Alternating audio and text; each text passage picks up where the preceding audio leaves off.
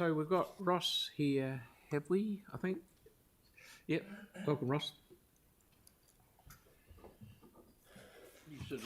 And you bought some armour with you as well, have you? Yeah, thank you for the opportunity to speak. Sure. Good to see you, mate. Yeah. It's been brought to our attention that despite talk of 3 units per section of medium density housing, this is truly just a blind, as there's not an upper limit on housing units per section, only a lower one. The public have been conveniently and left uninformed of this fact, perhaps even deliberately. For instance, next to us we've got 13 apartments going on one block. Before any further development takes place in Hornby, we request that our infrastructure woes be addressed fully. As you're aware, we lack suitable foot traffic facilities in our shopping centre. With planned housing at both Gough site and the South Hornby school site, as well as potential housing also at the former Hornby Sockburn school site, foot traffic set to go through the roof. We're seeing water meters being disconnected for developers. Why? Why should residents be presented with water bills for excess water when you are creating the problem of water shortages by connecting multiple properties without meters? Under the New Zealand Bill of Rights, it's illegal to discriminate. What is this if it is not discrimination? All body corporates should also be facing water charges and excess charges as a requirement. The ratepayers are not here to prop up these developments.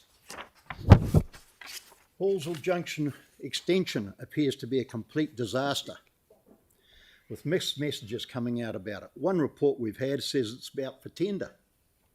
Well, we're also hearing once again it's held up by Kiwi Rail. We currently have a Lagoima request in on Kiwi Rail requesting all correspondence between the council and themselves, so we can try and define just where the blame lies. Intersections of Branston, Edmonton with Hallsville Junction are a disaster waiting to happen. Trucks bank up here, cannot get through. We're seeing school children and adults playing dodgems with cars when trying to cross over Gilberthorpe's Road and Springs Road near Aotea Road. It would appear that there's a lot of pure guesswork in the annual plan, as it cannot be accessed by the public. And we ask that the data under ID numbers be accessible for viewing. You cannot access those ID numbers. Yeah, right. We ask to be treated equally with the rest of Christchurch ratepayers. And that means water charges be distributed evenly, not just on those with meters, and for traffic lights in our required and dangerous areas, as well as footpaths that are up to standard in our shopping centre. Mm-hmm. If you cannot supply us with this, then we suggest that perhaps you need to consider removing one footpath from each of all shopping centres, including the town centre, to put us all on an even keel. Think of the money you could save on the budget with only one footpath to maintain. As we've said in the submission, these are interesting times, with the AF8 quake, which is overdue, predicted to lower massive areas of land to below sea level, and then Monday's paper predicting 25% of properties flooded by 2100, we wonder why council are still issuing building permits for these areas and not on solid ground.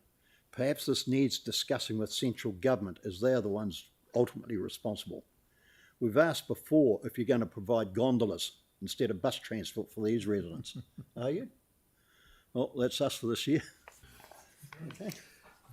Thank you very much. Melanie, then Yanni. I was just wondering if you could speak to your comment on the city vacant differential. You had a comment about the vacant site differential, and I couldn't quite understand what you meant by that comment. The vacant site differential? That's in the original submission. Yeah, you mentioned Not the this. corner of Selwyn and Brom, so I wanted to find out what else it meant. No. The corner of Selwyn and Bram Street, there's a block of... Yeah, I know that. There. I know exactly what it looks like. Yeah, they are just lying there idle. But it looked to me like you thought that differential shouldn't apply. Do you think it should or shouldn't? I don't think differentials should apply. They should be charged the same rate as anyone else. They shouldn't be given a subsidy to keep going the way they are. This basically where we're coming from there. We don't believe their rates should be subsidised in any form or manner. While they lie like that, they should have to either fix it up or sell it on to someone that will fix it up. Yanni, thank you. reasonably quickly, please. Just in your submission, you talk about the increased growth in Hornby, and then you contrast that with the central city.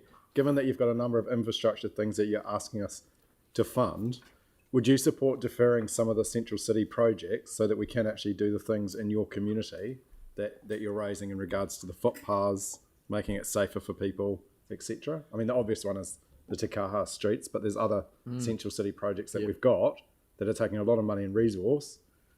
Well, there's a lot of money comes out of the Greater Hornby residence area, probably a fair amount. Let's face it, and very little's going back to it. It's all been sucked for the last 10, 12 years to other areas, and we have got no argument with that. Going into roading. We have no problem. Getting back to Yanni's question, yes. But yes, we do believe a footpath is essential on Main South Road. The Stantec report was done in 2020, and I believe NZTA, I've got an email from NZTA that they will be pushing for this to be included again next year to get that intersection area sorted out of Carmen Road, Main South Road. Okay, thank you very much for coming in, and good to see you again, Mike. Good to be here. Good, thank you. Thank you. Thank you.